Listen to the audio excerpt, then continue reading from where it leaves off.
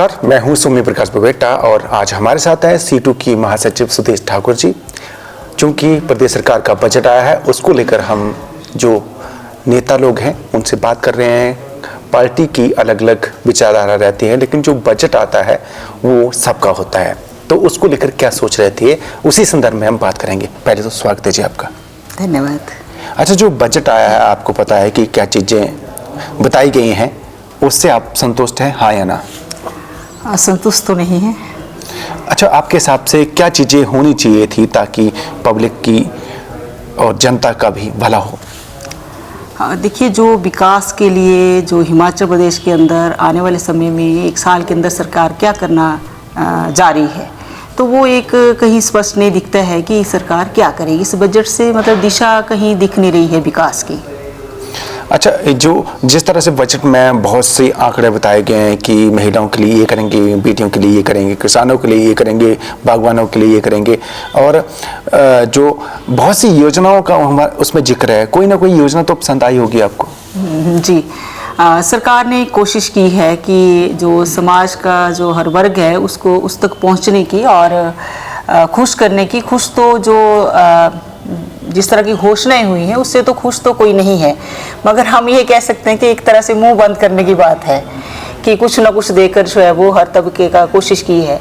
लेकिन अगर हम जहाँ इस हिमाचल प्रदेश को आगे ले जाने के लिए, हिमाचल प्रदेश के विकास और जनता ने जो उम्मीद लगाई थी, जो अभी ये छुटपुट, जैसे मान लो हम CI2 करते हैं तो हम आंगनवाड़ी वर्कर हैं, 500 का इंक्रीज़ किया, हेल्पर को 300 का किया है, आशा वर्कर को 500 का किया है, मिड डे मील को किया है। तो इसमें भी अगर आप देखेंगे तो जो महंगाई का दौर है, ये जो जिस तरह महंगाई बढ़ रही है उससे 500 रुपये में कुछ होने वाला नहीं है। दूसरा ये है कि जो आंगनवाड़ी वर्कर है उनको सुप्रीम कोर्ट का है कि ग्रेच्युटी उनको मिलना है, उनके पक्ष में फैसला आया है, तो कोई प्रोविज़न नहीं है कि सरकार देगी कि नहीं देगी। फिर इसके अलावा जो सरकार ने गारंटियां दी थी कि महिलाओं को 1500 रुपये देंगे, उसमें भी ये स्पष्ट नहीं है कि एक तो सरकार पहले से ही उसका डबल स्टैंडर्ड रहा कि पहले बोला सबको देंगे, फिर बोला कुछ चुनिंदा लोगों को देंगे, कुछ क्राइटेरिया बनाया। अब इसमें भी नहीं है कि किसको देने वाले हैं ये, तो मतलब स्पष्ट नहीं है इससे। और जहाँ मजदूरों की बात है, 25 रुपये मात्र वो वृद्धि की है, और उसमें भी जो ग्रामीण क्षेत्र के अंदर मनरेगा के अंदर काम करने वाला मजदूर है उसको मात्र 20 रुपये का किया है। हम मांग कर रहे थे कि वो मतलब भेदभाव है, मजदूर के बीच में भेदभाव है। तो मनरेगा का जो मजदूर है, क्या वो मजदूर नहीं है? उसको मिनिमम वेज हिमाचल प्रदेश के अंदर जो है हिमाचल प्रदेश सरकार क्यों नहीं दे रही है?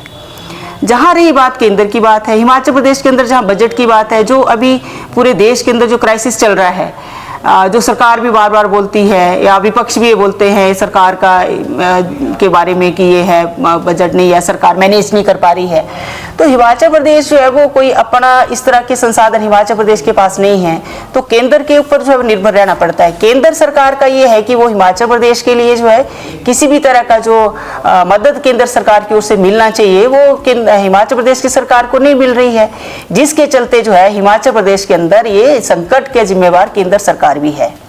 मगर जो प्रदेश सरकार को भी जिस तरह से बजट में जो स्पष्टता होनी चाहिए, बजट में जिस तरह से दिशा हिमाचल प्रदेश के विकास के लिए होनी चाहिए थी, वो उस तरह की दिशा नहीं है। ये जरूर उन्होंने हर तबके के लिए कुछ ना कुछ जो है वो किया है। दूसरा ये है कि बेरोजगारी इतनी है, तो रोजगार को लेकर हिमाचल प्रदेश सरकार का बजट में वो चीज़ नहीं है। फिर वही बात की है कि भाई हम रोगी मित्र रखेंगे, हम कुछ और करेंगे, मित्र रखने की बात है, गेस्ट टीचर रखने की बात, तो रेगुलर रोजगार जहाँ पे।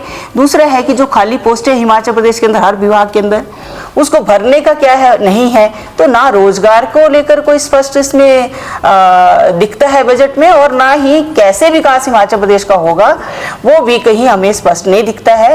ये जो थोड़ा बहुत जो बढ़ा के किया है कि 500-400 का है, तो मैं पहले भी कहा है कि ये तो एक तरह से मुंह बंद करने वाली बात है कि हाँ लोग बोलेंगे हमने ये किया है। तो इस तरह से हिमाचल जो है वो आगे नहीं बढ़ सकता है। तो बजट में उस तरह से अगर आप सोचेंगे एग्रीकल्चर के लिए, क्या नाम, कृषि के लिए योजनाएं जरूर दी हैं, लेकिन उससे क्या होगा वो उसमें स्पष्ट नहीं है। तो यही है कुल मिला के कि सरकार ने कोशिश की है लोगों को खुश करने की, लेकिन असल में बजट जो है वो जनता के विपरीत है, जनता के पक्ष में, जनता के विकास के लिए, हिमाचल के विकास के लिए हमें लगता नहीं है। लेकिन संकट के समय में जिस तरह से उन्होंने कोशिश की है, सरकार ने अच्छा दिखाने की कोशिश तो की है। अच्छा, बीती स्थिति का आप जिक्र कर रही हैं, तो मुझे लगता है कि बहुत सी सरकारी पहले भी रही हैं कि सेंटर में कोई और रही है, प्रदेश में कोई और रही है, तो पहले भी स्थिति थी, लेकिन आजकल काफ़ी ज़्यादा लग रहा है कि वित्तीय संकट में है सरकार, क्योंकि चर्चा भी रहती है, नेशनल चैनल पे भी ये चर्चा रहती है। तो मुझे लगता है कि आप इसलिए बता पाएंगे क्योंकि आप बड़े अरसे से सीटू से जुड़ी हैं और इस तरह के मुद्दों को लेकर बात करती रहती हैं। देखिए, जब केंद्र में सरकार और है, राज्य में सरकार और है, तो जो भी सरकारें रही होती हैं वो भेदभाव तो रहता ही है।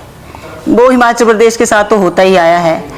तो इस समय में ज़्यादा है। इस समय में देखो, अगर हम देखें हिमाचल प्रदेश पिछले जब से सरकार बनी है, तो हम ये कोई सरकार के फेवर की बात नहीं करें। हम हिमाचल प्रदेश की अगर देखेंगे, आपदा आई, हर साल जो है वो आपदा आती रही और हिमाचल प्रदेश बड़ी मुश्किल से उठ के खड़ा होता है, फिर से आपदा आती है। तो ऐसे समय में जो केंद्र सरकार को हिमाचल प्रदेश सरकार की मदद करनी चाहिए थी, उनको पार्टी पॉलिटिक्स से ऊपर उठ के आना चाहिए था, क्योंकि सरकारें जो जब चुनी जाती हैं तो वो जनता के लिए होती हैं। केंद्र में अगर बेशक अपोजिशन पार्टी की सरकार है, हिमाचल में नहीं है बीजेपी की सरकार, बीजेपी की सरकार थी, मालूम नहीं, हमें तो तब भी नहीं लगा, तब भी संकट में था हिमाचल प्रदेश क्या दिया वो तो बीजेपी वाले बता सकते हैं। तब भी उस तरह से जितना हिस्सा हिमाचल प्रदेश को मिलना चाहिए था वो भाजपा के राज के समय में भी, चाहे वो डबल इंजन की सरकार तो बोला, लेकिन आप देखेंगे जो वित्तीय घाटा है वो ऐसा नहीं है कि ये सरकार आई तभी आया है। आप पुरानी सरकार के समय में आंकड़े देखेंगे तो उस समय तो ज़्यादा है। तो उससे आप अंदाजा लगा सकते हैं कि अगर डबल इंजन की सरकार थी तो हिमाचल प्रदेश को उस डबल इंजन सरकार से क्या फायदा हुआ, केंद्र सरकार ने कितना जो है हिमाचल प्रदेश के लिए बजट दिया। तो मैं तो ये समझती हूँ, अभी हमें लगता है कि ये भाजपा की सरकार केंद्र में है और हिमाचल प्रदेश में कांग्रेस की सरकार, इसलिए भेदभाव हो रहा है। वो भेदभाव तो भाजपा के समय भी था। वो अगर आंकड़े कहते हैं, हम नहीं बोलते हैं, आंकड़े अगर आप देखेंगे तो घाटा दर घाटा साल दर साल चल रहा है। ये ऐसा नहीं है कि पीछे से कब से ये घाटा आता रहे और घाटे को जो है वो उसको ओवरकम वो नहीं कर पाए हैं, कोई भी सरकार रही हो। तो इसलिए ये हम तो यही चाहते हैं कि अगर इस तरह का क्राइसिस है तो जनता का अगर क्राइसिस है तो केंद्र के अंदर जो सरकार है, जो भी पार्टी हो, उनको एक नज़रिए से देखना चाहिए। हिमाचल प्रदेश के अंदर कांग्रेस की सरकार है, इसका मतलब ये नहीं कि सारे कांग्रेस के लोग हैं इसलिए मदद नहीं करनी, वहाँ भाजपा भी है, वहाँ दूसरे भी लोग हैं, जनता है, जनता ने सबको चुना है। तो जनता की भलाई के लिए, जनता के वेलफेयर के लिए जो सरकारों को करना चाहिए वो करना चाहिए। और हिमाचल और केंद्र की सरकार को तालमेल के साथ जो है, केंद्र को तालमेल के साथ हिमाचल प्रदेश की मदद करनी चाहिए। मगर आप देखेंगे केंद्र के अंदर भी क्या है, केंद्र के अंदर जो सरकार है वो सारा का सारा पूंजीपतियों के पक्ष में अभी नीतियां सारी लाई हैं। केंद्र का बजट हमने देख लिया, केंद्र के बजट में भी जनता के लिए राहत का कुछ भी नहीं हमें दिखा। तो वही उसका रिफ्लेक्शन राज्यों की सरकारों पर भी होगा, चाहे सरकारें जो मर्जी हों। तो ये नीतियों का सवाल है, नीतियों को बदलने का सवाल है। नीतियां जनता के पक्ष में नहीं हैं। आप नीतियां जो है सारा प्राइवेट करना चाहते हैं, आप सरकारी क्षेत्र को खत्म करना चाहते हैं, तो आपका रोजगार नहीं बढ़ेगा, रोजगार का संकट रहेगा। तो ये कुल मिला के जो है वो सरकार केंद्र सरकार जिस उस पे चली है वो तो सारा का सारा बेचने का कार्यक्रम है। और इसी के चलते जो है हिमाचल प्रदेश सरकार या कोई भी राज्य की सरकारें हैं, केंद्र अपनी बात को मनवाने के लिए वो क्या चाहती है, वो अगर वो केंद्र राज्य की सरकार मानती है तो केंद्र उसको बजट देगी। अगर वो केंद्र की शर्तों को नहीं मानेंगे तो वो बजट नहीं देंगे। ये बड़ी स्पष्ट बात है। इसलिए वो क्राइसिस है। अब ये सरकार भी, अभी आप ओल्ड पेंशन की बात ले लो, केंद्र सरकार ने शर्त लगा दी यूनिफाइड पेंशन जो है अगर आप उसको लागू करते तो पैसा देंगे। तो यही है, उस समय में भी जब ये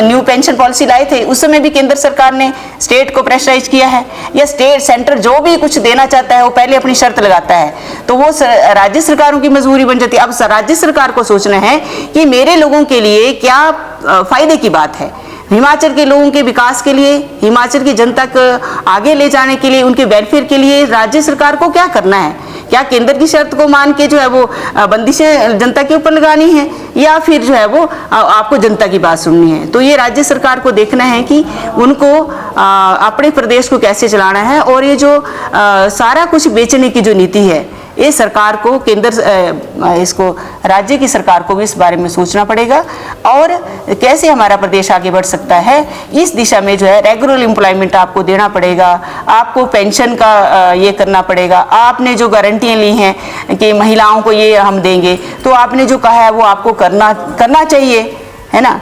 और अगर आप नहीं करते हैं तो फिर तो जनता का, हम तो यही कह सकते हैं, फिर तो लोगों का आंदोलन ही है। जो सरकार जो बोलती है उसको नहीं करते हैं, तो अगर उसको करवाना है तो जनता को सड़कों पे आना पड़ेगा।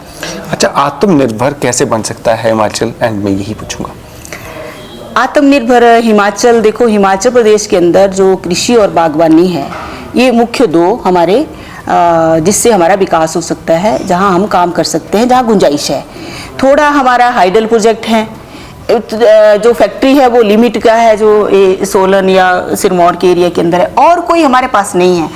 तो हम ये मांग करें कि जो हमारा जो हिमाचल प्रदेश के अंदर जो फॉरेस्ट लैंड है, तो खेती करने के लिए ज़मीन नहीं है।